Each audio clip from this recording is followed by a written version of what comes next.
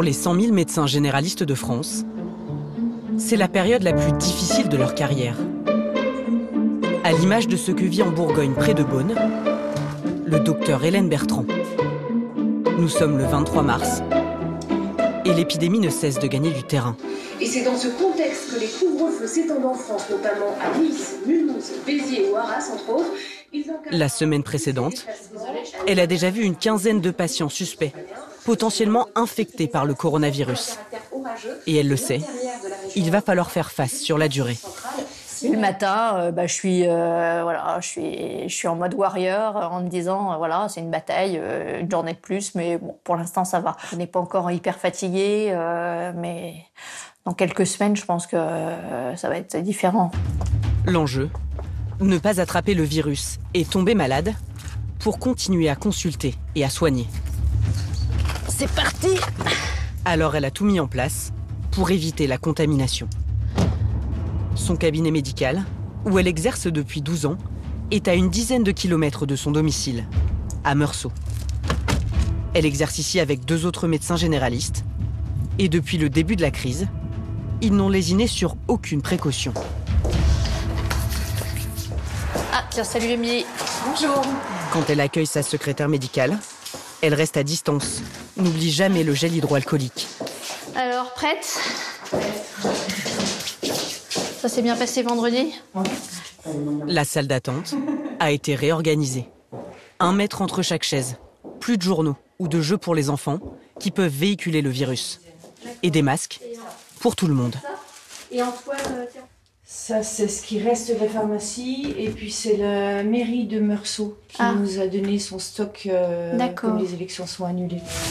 Mais la décision la plus importante, c'est d'avoir demandé aux malades potentiels du coronavirus d'essayer d'éviter un déplacement au cabinet. Même si certains passent au travers des mailles du filet. Hop, Martine. Comme Martine, qui n'avait pas précisé le motif de son rendez-vous. Alors, qu'est-ce qui t'amène? Écoute, j'ai mal un peu à la gorge et puis j'ai une douleur au niveau de la poitrine. D'accord. Et puis mon renouvellement d'ordonnance. T'as de la fièvre ou pas?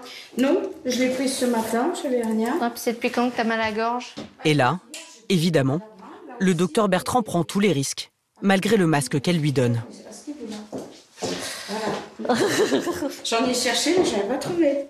T'as souvent mal à la gorge, toi? Non, jamais? Non. Elle va aussi l'ausculter, des gestes très communs, devenus dangereux aujourd'hui. Allez, viens là, on va regarder. On va faire comme si, on ne sait pas si tu l'as, on ne sait pas si tu ne l'as pas. On va regarder. Hop. Alors, respire bien fort, la bouche ouverte. Hop.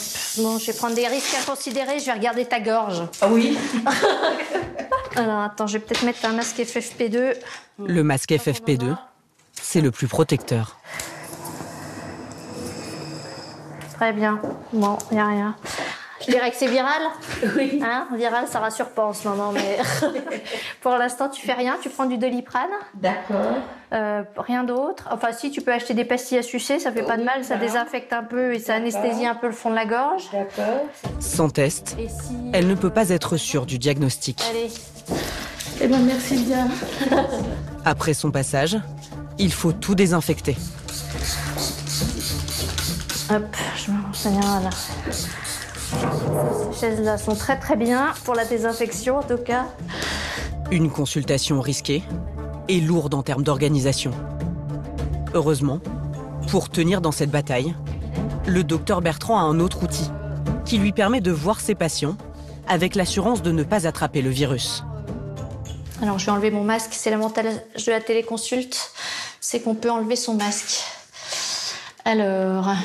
La téléconsultation ou la consultation à distance, derrière son ordinateur. Bonjour. Dis-moi Léa, qu'est-ce qui t'arrive? Je pense que j'ai dû refaire un petit pic de fièvre, mais je ne l'ai pas reprise. C'est pas bien? Ouais, je sais.